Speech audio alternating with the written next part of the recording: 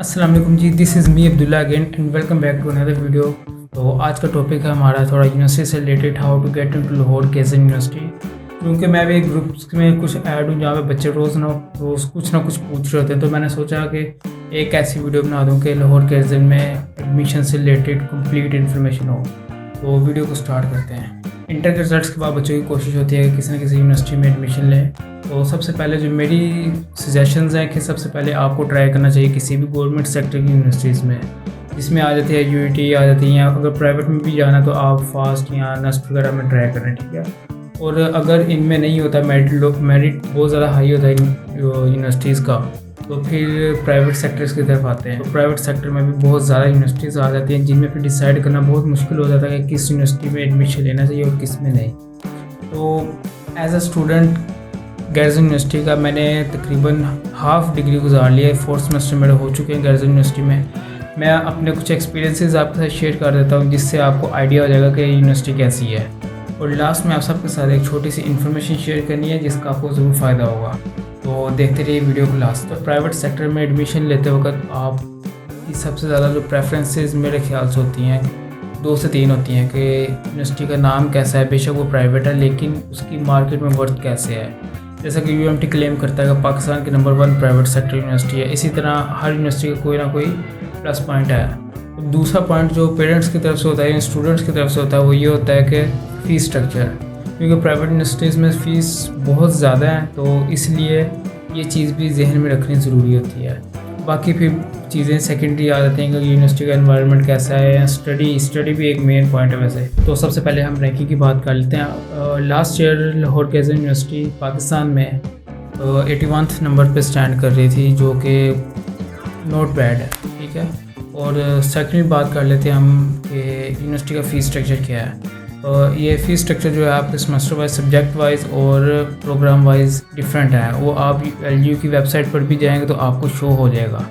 फिर मैं आपको रफली एस्टिमेट बता देता हूँ कि तकरीबन अप्रोक्सीमेटली BScs का जो एक सेमेस्टर का एक्सपेंस है तकरीबन 1,30,000 to 35,000 के दरमियान में है, ठीक है। और स्कॉलरशिप्स की बात कर लेते हैं तो स्कॉलरशिप्स डिफरेंट टाइप्स की हैं। जैसे नीट बेस्ड स्कॉलरशिप आपको मिल जाती है, लेकिन उसके लिए आपका क्राइटेरिया ये होना चाहिए कि एक बार आपको स्कॉलरशिप मिल गई नीट बेस्ड तो आपको GPA अपना 3 से अबव मेंटेन करना। अगर आपका 3 से नीचे ड्रॉप हो जाता है तो फिर आपकी जो स्कॉलरशिप है वो डिसमिस हो जाती है। इसी तरह अगर आपके पेरेंट्स आर्मी में थे, यानी कि आर्मी में सर्व किया या कर रहे हैं, तो भी आपको स्कॉलरशिप मिलती। पहले ज़्यादा मिलती थी, अब उन्होंने 10% की हुई है, ठीक है।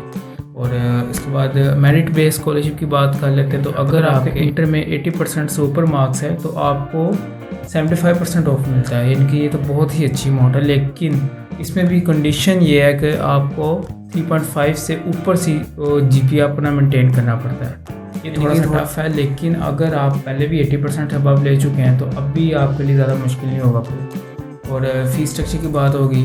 और अब कैंपस लाइफ की बात कर लेते हैं कि कैंपस में क्या क्या चीज़ें हैं। सबसे पहले तो आप एंटर होते हैं, आपको पार्किंग मिल जाती है, ठीक है, अच्छी पार्किंग है। आपको गाड़ियाँ वगैरह आप बाइक खड़ी करेंगे, और अगर बाइक्स पर आ रहे हैं तो फिर अंदर एरिया है, सिक्योर है, गार्ड्स वगैरह हैं। उसके बाद एंटर होते हैं, आपको स्पोर्ट्स ग्राउंड और उसके साथ लाइब्रेरी मिल जाती है। लाइब्रेरी तो अब उन्होंने बहुत अच्छी बना दी है, बहुत बढ़िया। और उधर से आप बुक्स घर भी लेकर जा सकते हैं, और यानी कि लाइब्रेरी वाला सीन बिल्कुल ओके है। उसके बाद स्पोर्ट्स की बात कर लेते हैं। स्पोर्ट्स में डिफरेंट टाइप्स की स्पोर्ट्स आ जाती हैं, और अगर आप स्पोर्ट्स में जाते हैं तो आपकी अटेंडेंस का इशू भी नहीं होता। LGU में बहुत ज़्यादा स्पोर्ट्स हैं, इनमें से बहुत का तो मुझे भी नहीं आइडिया, लेकिन आपको मैं रफली एस्टिमेट अपना बता देता हूँ। स्विमिंग है, अगर आप स्विमर हो तो, और गर्मियों में आप हर बंदा यानी जाकर स्विमिंग कर सकते हैं उधर।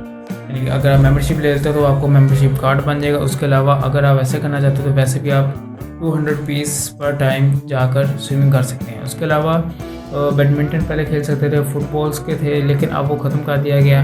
अब इन दूसरे स्पोर्ट्स हैं जैसे कि बैट बॉल वगैरह इस तरह के, और बाकी आप अपना भी खेल सकते हो। उसके बाद आगे चलते हैं तो आगे हमें मिल जाता है कैफेटेरिया। मैंने दूसरी यूनिवर्सिटीज़ भी विज़िट की हैं, उनसे मुकाबला करें तो कुछ बेहतर है। क्वालिटी वाइज मैं नहीं कहता, लेकिन प्राइसिंग वाइज मैं कहता हूँ कि गैरसन का जो कैफेटेरिया बहुत अच्छा है, क्योंकि और आम रूटीन में क्या होता है कि यूनिवर्सिटीज़ के या किसी भी एरिया में आप चले जाएं, जो कैफेटेरिया बने होते हैं थोड़े से ना मार्केट से एक्सपेंसिव होते हैं, यानी कि 40 वाली चीज़ 50-60 की मिलती है। तो गेरिजन में मेरा ख्याल ऐसा नहीं है। ठीक है, उसके बाद हम बात कर लेते हैं यूनिवर्सिटी क्लासेस की। क्लासेस में बहुत से बच्चों का ये ग्रुप में होते हैं मैसेजेस के एलजी में एसी लगे हैं कि नहीं लगे। तो भाई सीधा बता दूं कि एलजी में एसी बिल्कुल नहीं लगा हुआ है। ठीक है, अगर तुम मम्मी डैडी भरकर बच्चे हो तो एलजी ना आना, क्योंकि गर्मियों में पानी निकल जाता है। और वैसे अभी इन्होंने लगाना शुरू किए हुए हैं, जो लैब्स हैं हमारी उनमें लगना शुरू हो गए हैं। ठीक है, और नीचे वाले पोर्शन में कूलर लगे हैं कुछ क्लासेस में। बाकी जो ऊपर वाले पोर्शन हैं उनमें सिर्फ पंखे हैं, और गर्मियों में हालत ज़रा टाइट हो जाती है, सर्दियों में तो बहुत अच्छा रहता है। बाकी उम्मीद है कि अगले आने वाले सालों में इम्प्रूवमेंट होगी और एसी भी आ जाएंगे बाकी क्लासेस में भी। और इसके बाद हम बात कर लेते हैं कि स्टाफ कैसा है। स्टाफ यानी कि टीचर्स के बारे में बच्चों का बहुत ज़्यादा कंसर्न होता है, क्योंकि उन्हीं के साथ हमें 4 साल गुजारने होते हैं। ठीक है, तो स्टाफ का जो अभी तक 4 सेमेस्टर मैंने गुजारे हैं, मेरा तकरीबन 80% अच्छा एक्सपीरियंस है। तकरीबन जो एलजी का स्टाफ है 100+ जो टीचर्स हैं वो PhDs हैं, और बाकी जो टीचर्स भी हैं ना वो भी MPhil हैं, यानी कि बैचलर किया हुआ स्टाफ रखा हुआ, ऐसा नहीं है। ये स्टाफ बहुत अच्छा है, और आप अगर स्टाफ से टीचर्स से एक्स्ट्रा टाइम लेना चाहते हैं तो आपको वो भी मिल सकता है, उसकी अलग स्लॉट रखी हुई है एलजी में। ठीक है, तो ये चीज़ अच्छी लगी मुझे एलजी के बारे में, जो मैंने कहा आपके साथ भी शेयर कर दूँ। उसके अलावा मार्किंग की बात कर लेते हैं। 4 स्केल GPA इधर चलता है, और रिलेटिव मार्किंग चलती है। इसमें आपकी क्लास की एवरेज के हिसाब से आपके ग्रेड्स बनते हैं। ठीक है, और इसमें वेटेज ऐसी होती है कि 2 मंथ्स बाद आपके सेमेस्टर स्टार्ट कर 2 मंथ्स बाद आपके मिड्स हो जाएंगे, और उसके 2 मंथ्स के बाद आपके फाइनल्स होंगे। फाइनल्स का पेपर 50 मार्क्स का होगा, और मिड्स का पेपर 25 मार्क्स है। ये कलेक्टिवली हो गए 75 मार्क्स। उसके अलावा बचते हैं 25 मार्क्स जो कि सेशनल कहलाते हैं। इनमें आपकी class participation, assignment, quiz, projects, ये चीज़ें मिलाकर होती हैं। ये चीज़ें होती हैं टीचर्स के हाथ में। ठीक है, और बाकी 75 नंबर जो होते हैं वो स्टूडेंट के हाथ में होते हैं। ठीक है, तो इन सब को मिलाकर आपका सेमेस्टर का रिजल्ट बनता है फाइनल्स। इसके अलावा हम फ़न और इन्जॉयमेंट की बात कर लेते हैं, क्योंकि पढ़ाई की बातें तो होती रहनी 4 साल।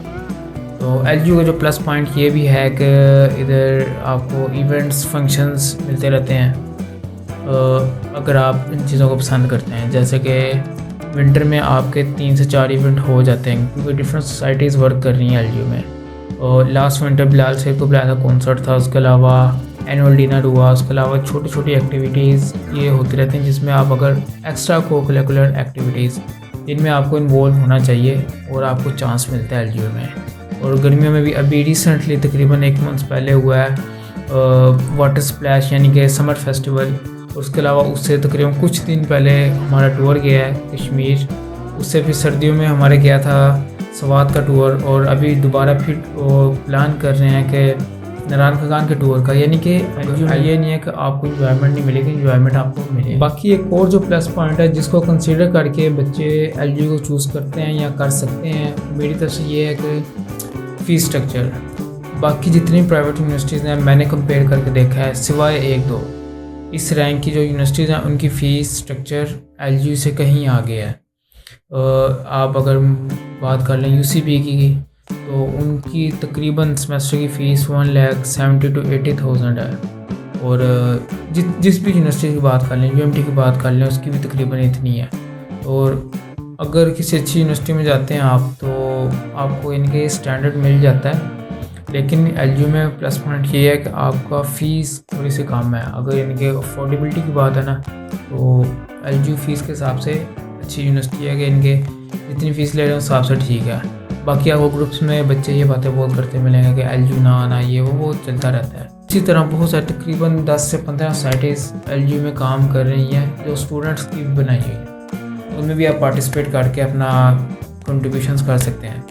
अब थोड़ी सी बात कर लेते हैं कि डिसएडवांटेजेस या नेगेटिव पॉइंट, डाउन पॉइंट्स के बारे में एलजी को कि आप इन पॉइंट को कंसीडर करके एलजी को स्किप कर सकते हैं अपनी एडमिशन लिस्ट में, या एलजी को इन चीज़ों में इम्प्रूवमेंट्स की ज़रूरत है।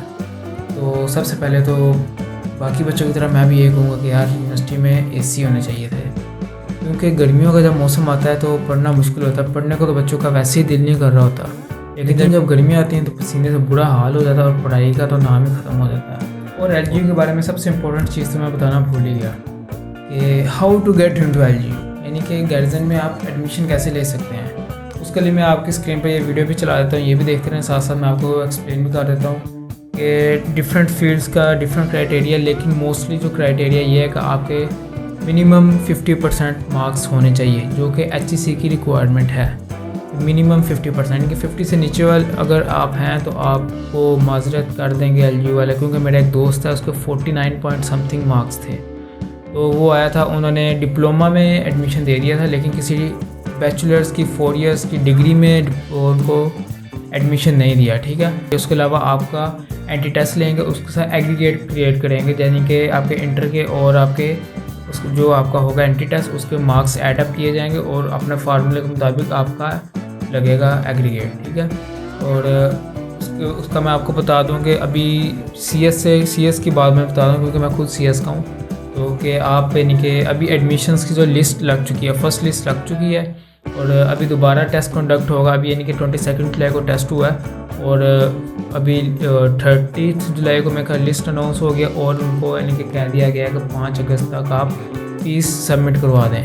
उसके अलावा अब लगेगी सेकंड लिस्ट, उसके बाद फिर लगेगी थर्ड लिस्ट, उसके बाद अगस्त सितंबर गुजरेगा, और अक्टूबर में क्लासेस रेगुलर क्लासेस स्टार्ट हो जाएंगी, यानी कि फॉल 2024 की। तो कोई बच्चे कुछ क्वेश्चन करते हुए नजर आया कि कितना का टफ होता है आपका यानी कि जो एंट्री टेस्ट। तो एलजी का जो टेस्ट था ना, वो इन सबसे बेसिक था, यानी कि जिसमें आपका बस ये चेक किया होता है कि बच्चा पढ़ के आया है कुछ के नहीं, यानी कि उसने मैट्रिक सही किया, यानी कि भाई ये चेक एनालिटिकल पार्ट होता है, उसमें फिजिक्स का पार्ट होता है, उसके अलावा कंप्यूटर का पार्ट होता है अगर CS में आ रहे हैं, और इंग्लिश का पार्ट होता है। ये 4-5 पार्ट मिक्स करके आपको एक पेपर बना दिया जाता है और आपने सोल्व करना होता है।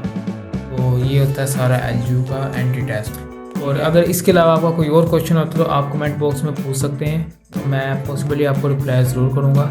और हाँ, लास्ट में अनाउंसमेंट आपके लिए ये करनी थी कि अगर आप ताबिश हाशमी के शो में, लाइव शो में जाना चाहते हैं और इंटरेस्टेड हैं, तो फ्री टिकट्स अवेलेबल हैं। आपको मैं नीचे नंबर ड्रॉप कर दूँगा, उस नंबर पर रब्ता कीजिए और कोड यूज़ कीजिए ब्लॉगस्टर 555 कोड यूज़ करिए और आपको फ्री पासेस मिलेगा। और ये ऑफ़र 5 अगस्त के पासेस की हैं, यानी कि 5 अगस्त को ताबिश हाशमी का 5 अगस्त 2024 को जो शो हो रहा है ताबिश हाशमी का, उसकी टिकट्स की बात हो रही है। तो 1-2 दिन का गैप है अंदर, तो जल्दी से जल्दी वो मैसेज करें और अपनी टिकट्स हासिल करें। उसमें रिफ़्रेशमेंट और फ्री पिक एंड ड्रॉप भी शामिल है।